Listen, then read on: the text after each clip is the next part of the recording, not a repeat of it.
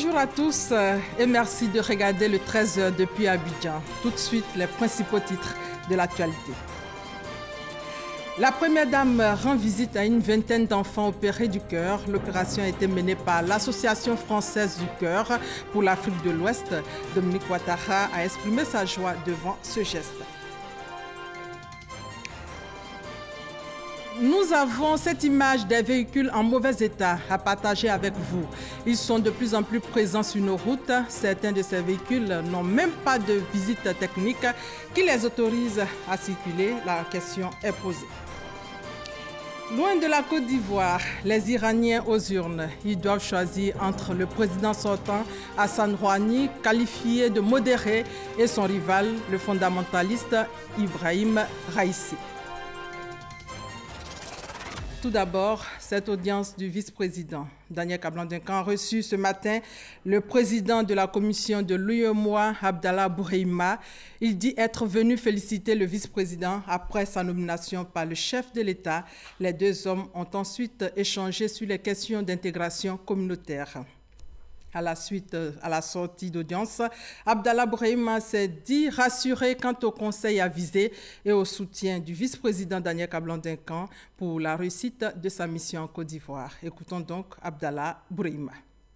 L'audience a porté sur deux principaux points, mais auparavant, j'ai tenu d'abord à féliciter son Excellence, Monsieur le vice-président, pour la confiance placée en lui par son Excellence, Monsieur le Président de la République, en le nommant justement en cette qualité de vice-président.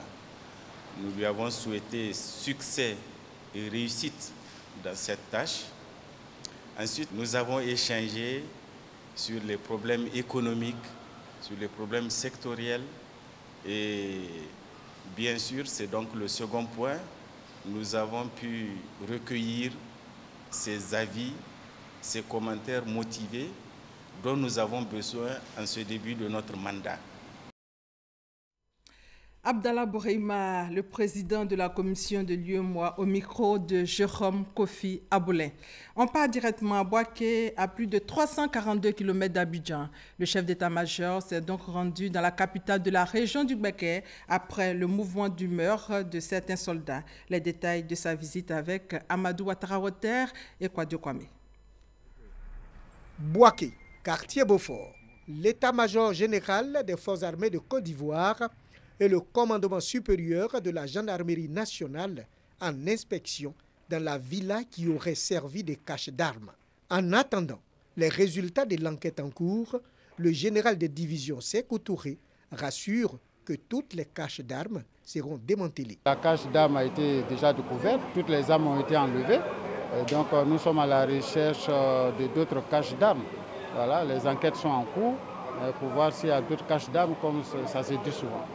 Après l'inspection, cap sur les principaux corridors et casernes de Bouaké. Le général Sékou Touré et sa délégation se sont rendus au centre hospitalier universitaire de Bouaké. Ici, cette délégation a apporté son soutien à l'étudiante Claudine Yeo, blessée par balle lors des derniers mouvements d'humeur des soldats. Ici, à Abidjan, la première dame visite une vingtaine d'enfants opérés du cœur.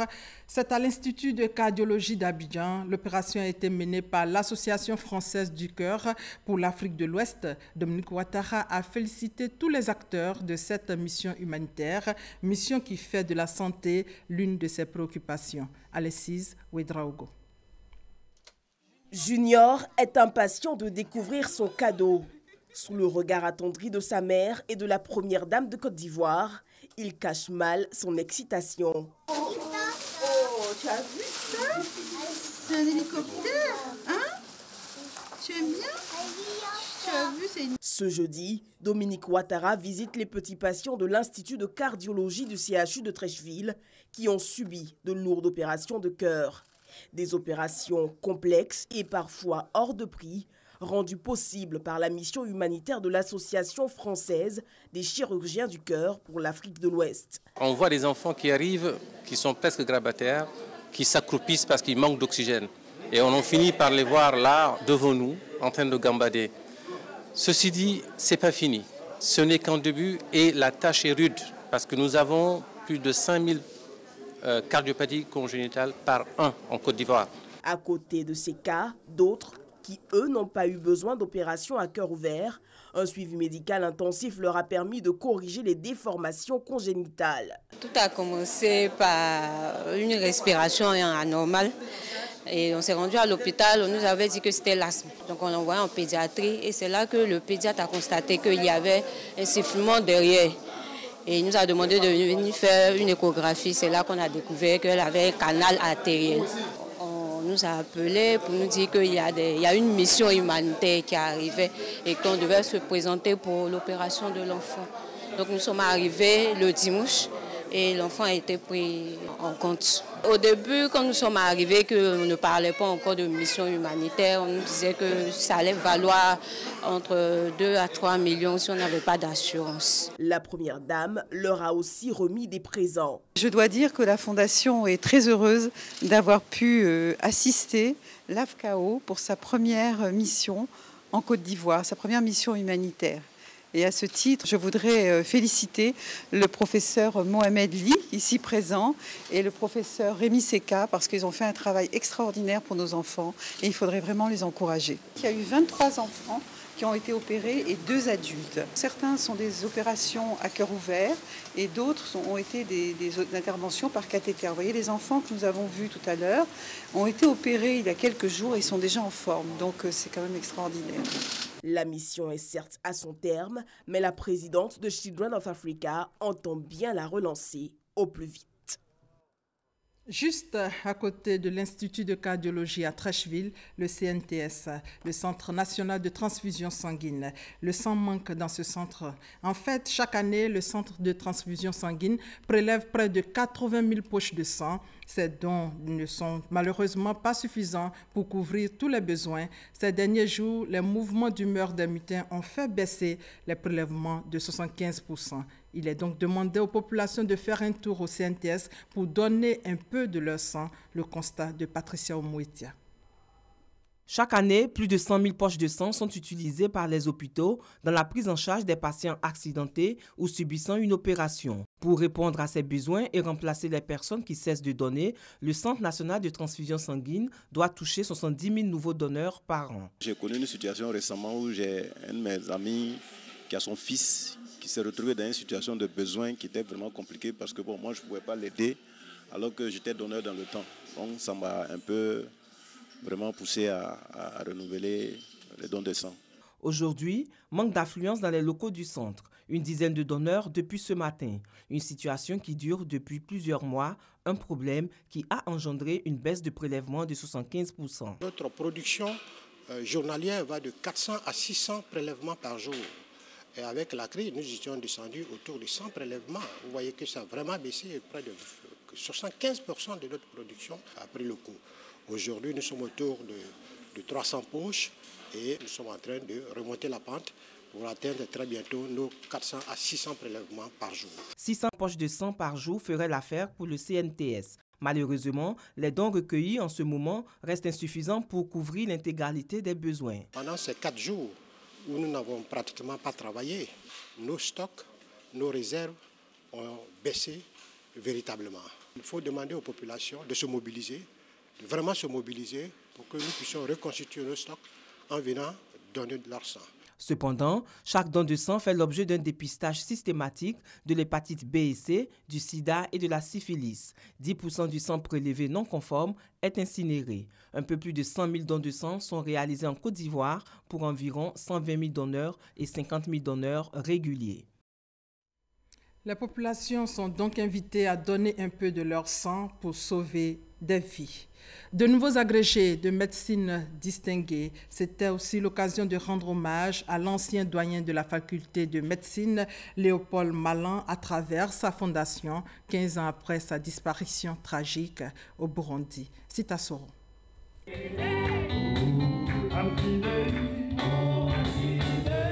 Qu'une cérémonie d'hommage à un illustre disparu, le professeur Léopold Malan Kassi, la fondation qui porte son nom veut célébrer la vie de l'homme. Assassiné au Burundi en novembre 2001, le professeur Malan Kassi est considéré comme une élite de la médecine en Côte d'Ivoire et en Afrique. Cet homme est exceptionnel.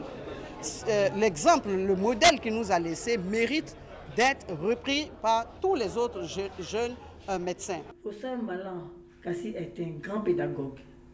Il a en effet formé plusieurs générations de médecins et d'enseignants. Le professeur Malan a été un chercheur accompli.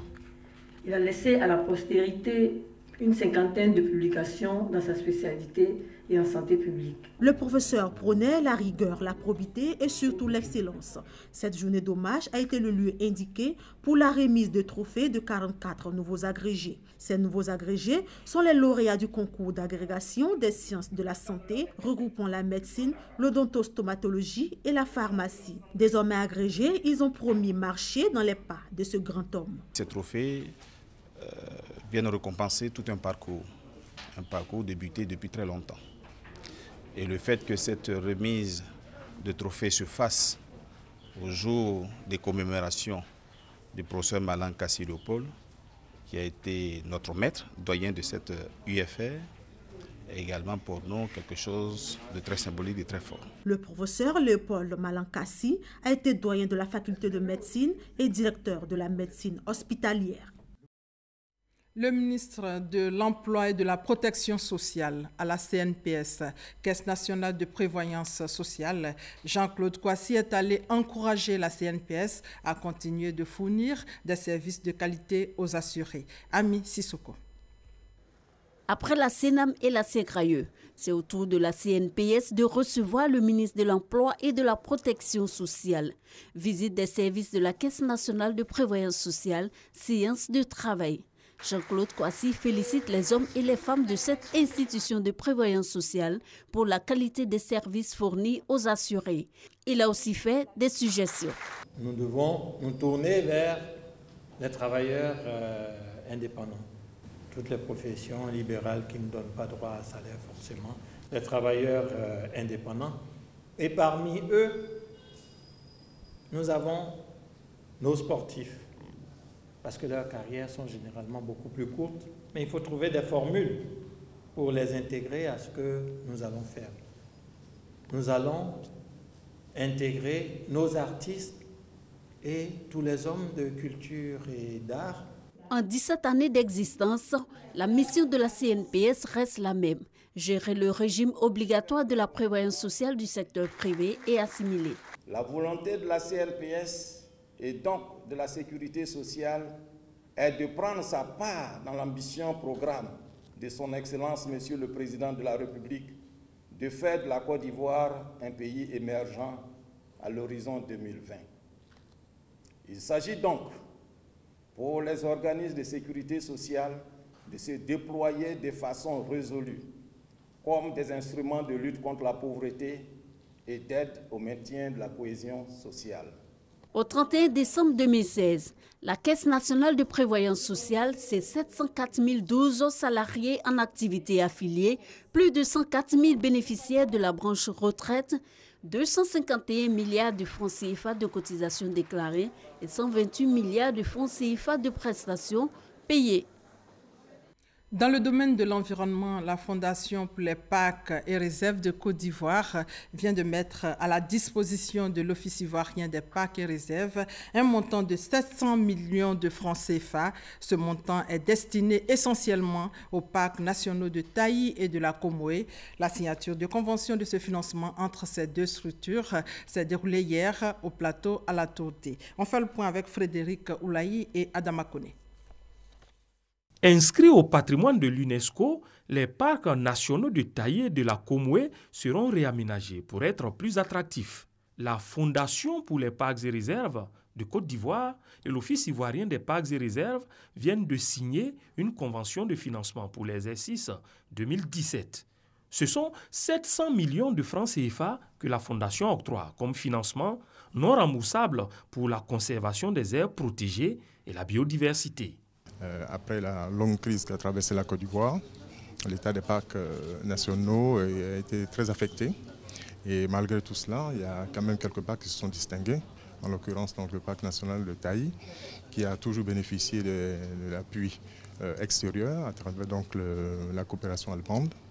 Et c'est justement grâce à cette coopération que nous avons pu mettre en place, un fonds fiduciaire pour continuer le financement de ce parc. La clé de répartition prévoit 400 millions de francs CFA pour le parc national de Taï et 300 millions pour celui de la Comoé. Dans le cadre de ce programme-là, nous avons 7 actions à mener, notamment l'activité de préservation des aires protégées, Comoé et Taï. En plus de cela, nous avons des relations avec les populations riveraines parce que vous savez, c'est des domaines qui sont dans le domaine rural et qui appartiennent à l'État, c'est des parcs nationaux. Donc il faut faire en sorte que la gestion de ces espaces apporte des retombées économiques et financières aux populations riveraines. En termes d'état de conservation, ces 2 parcs nationaux sont viables et sont bien conservés. Ce qui nous reste à faire, c'est de les valoriser par le tourisme. Selon la ministre Anne-Désirée Ouloto, le gouvernement entend promouvoir ainsi l'écotourisme.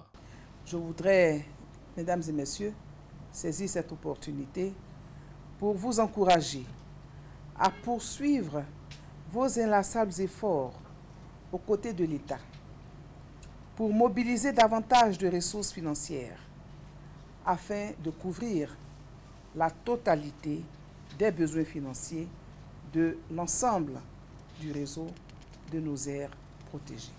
De 2014 à 2016, la Fondation a déboursé au total 1,6 milliard de francs CFA au profit de l'Office des parcs et réserves pour l'aménagement des parcs de Taï et de la Comoé. C'est un véritable constat. Depuis un bon moment, les véhicules en mauvais état sont de plus en plus présents sur nos routes. Certains de ces véhicules n'ont même pas de visite technique qui autorise ces véhicules à circuler. Que disent les passagers? C'est un élément proposé par Davis Oyo, commenté par Franck Quadio. Abidjan, des véhicules stationnés dans un ordre douteux. Un décor de garage auto à la réalité. Ce sont des gares de transport interquartiers.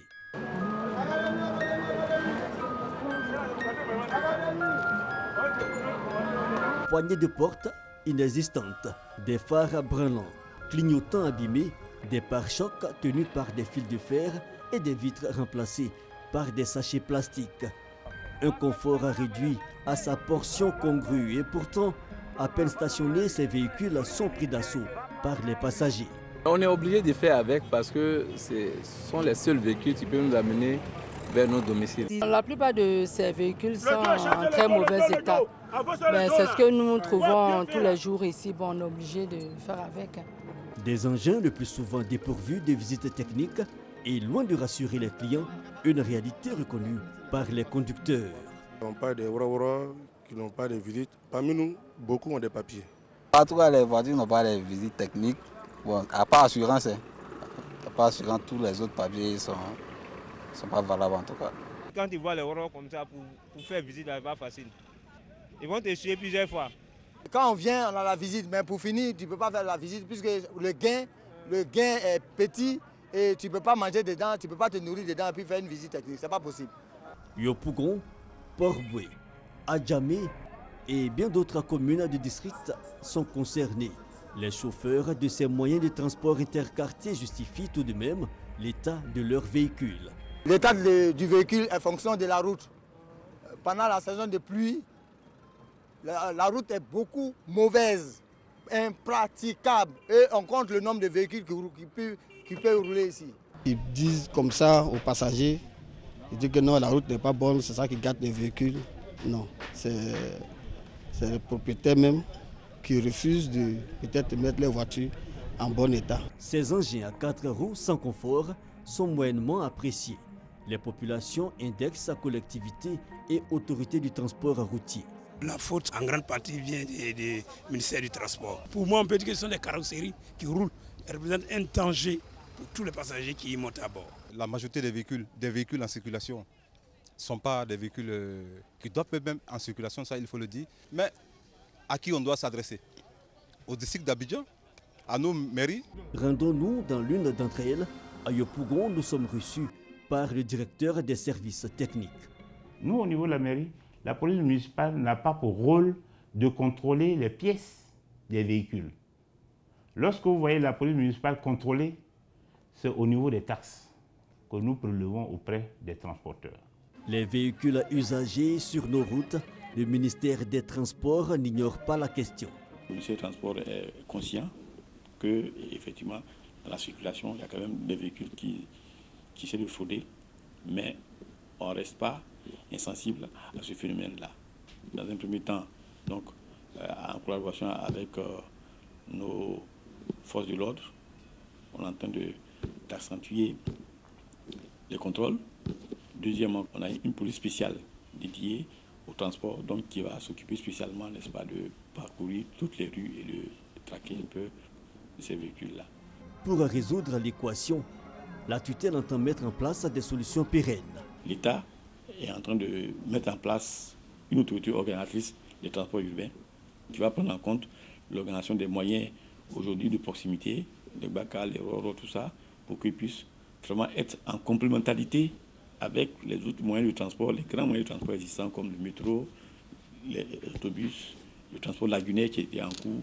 Donc à terme, ça va être plus facile de se déplacer parce que les moyens, l'offre de transport sera améliorée. C'est aussi bien au niveau de la quantité que de la qualité. Des mesures attendues, mais il faut pour le moment bander les muscles, pousser dur pour démarrer le véhicule. Des scènes trop régulières dans le transport commun à Abidjan. Vivement la professionnalisation du secteur des transports en Côte d'Ivoire, c'est le souhait des populations. Le ministre des Transports veut relever ce défi. Il a échangé avec les transporteurs du Denguélé sur le sujet. Mamadou Kwasi. Le renouvellement du parc automobile, l'état des routes, les permis de conduire, les faux frais. Autant de sujets qui ont meublé les échanges entre le ministre des Transports, Amadou Koné, et les transporteurs du district de Denguélé. Ces responsables des syndicats de transporteurs et de chauffeurs des régions du Kabadougou et du Folon ont présenté au ministre des Transports les entraves à la bonne marche de leurs activités. Malgré tout, ils s'engagent à accompagner la politique de développement du gouvernement. Faire en sorte que la question donc, de l'assainissement de l'environnement du transport en Côte d'Ivoire soit effective. Donc il est tout à fait normal que dans ce monde de plus en plus tourné vers la professionnalisation, le secteur du transport, qui est un secteur important, puisse donc faire sa mue. Démarche bien appréciée par le ministre des Transports. Amadou Koné a présenté à ses interlocuteurs le projet de développement du secteur du transport en Côte d'Ivoire. Il soutient que la professionnalisation de ce secteur constitue une priorité pour le gouvernement. Professionnaliser le secteur du transport, faire en sorte qu'il y ait beaucoup plus d'ordre dans le secteur des transports et que nous prenions soin des passagers. Mais je constate qu'ici, il y a beaucoup plus de questions relatives aux infrastructures routières qui ne sont pas en bon état pour la partie nord d'Oudéné, ce qui fait que même s'ils ont des véhicules neufs, évidemment, ça pourrait être difficile de circuler. Mais j'ai bon espoir que des mesures seront prises, que les efforts vont être poursuivis s'il y a évidemment la stabilité, la tranquillité. En ce qui concerne l'acquisition de nouveaux véhicules, le ministre des Transports a indiqué également que des allègements fiscaux sont prévus. Il recommande par ailleurs la constitution d'entreprises de transporteurs. Des informations qui rassurent les acteurs du transport des régions du Kabadougou et du Folon. On s'intéresse maintenant au TIC. 160 agents de l'administration publique de la région de l'Indénié-Duablin ont bénéficié de formations continues en informatique. C'est pour un meilleur usage des TIC. La formation a été initiée par la Société nationale de développement informatique. Chantal Eouma, à Kanda. Après le district de Yamsokro et les régions du Poro, du Gbeke, de San Pedro et du Haut-Sassandra, c'est le tour aujourd'hui de l'Indénié-Duablin d'accueillir le séminaire de formation des agents de l'administration publique sur l'usage adéquat des outils informatiques.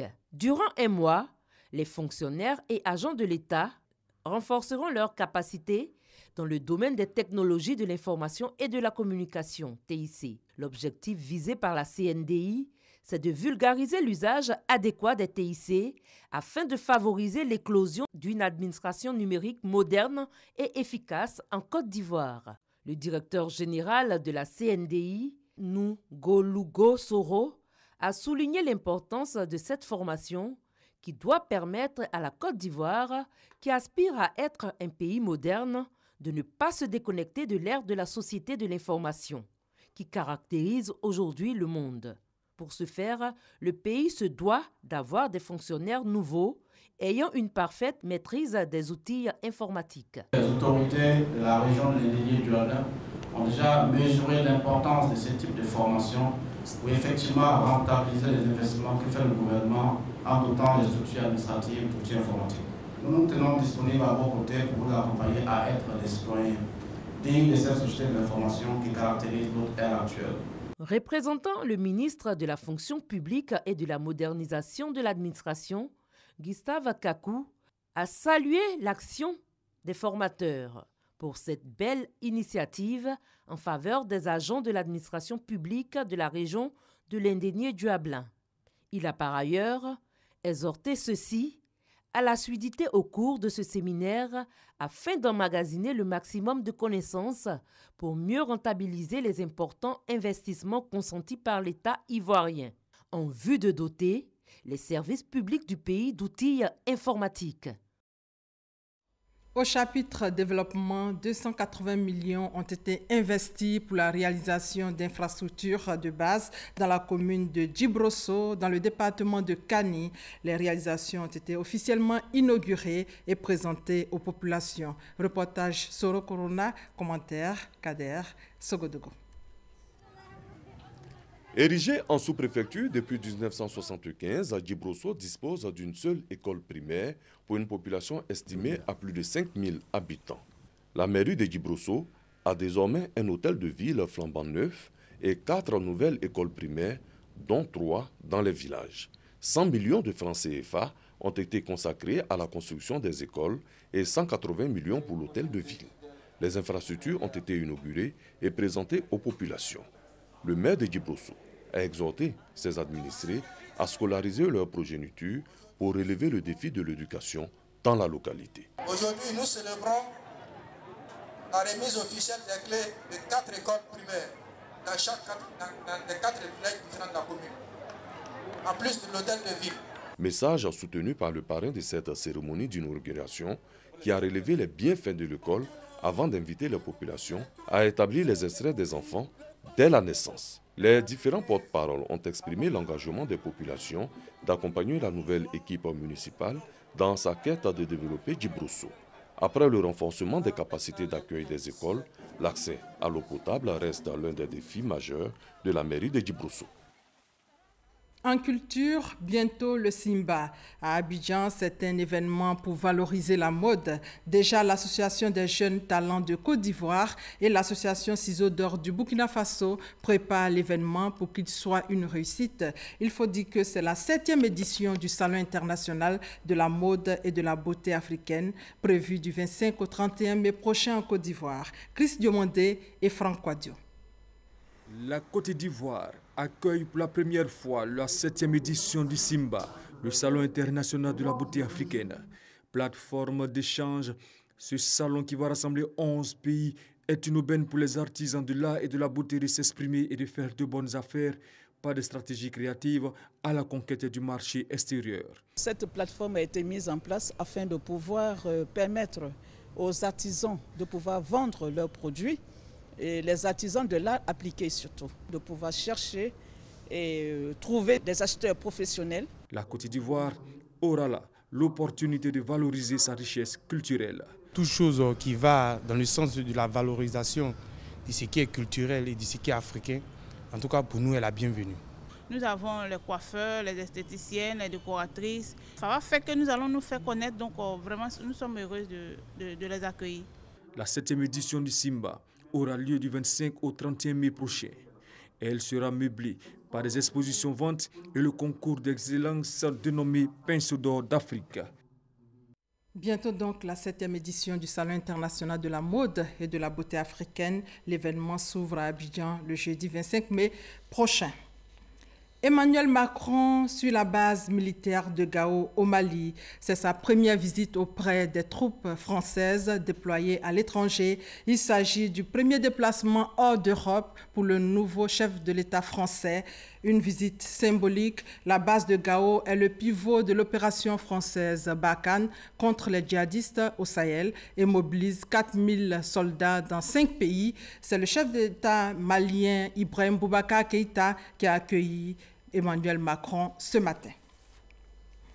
Les bureaux de vote ont ouvert ce vendredi matin en Iran pour l'élection présidentielle. 56,4 millions d'électeurs sont appelés à se rendre aux urnes pour élire leur président. On fait le point avec Eman Guivet. Dans les rues de Téhéran ce matin, de longues files d'attente devant les bureaux de vote. 56,4 millions d'électeurs iraniens appelés aux urnes pour élire leur président. Dans la course au palais présidentiel, Hassan Rouhani, le président sortant, face à Ebrahim Raïssi, qui incarne un bloc conservateur. L'adversaire du président sortant, Ebrahim Raïssi, était il y a quelques mois inconnu de la scène politique iranienne. Ses principaux soutiens l'affirment sans rougir, et c'est devant une foule de sympathisants qu'il a voté ce vendredi.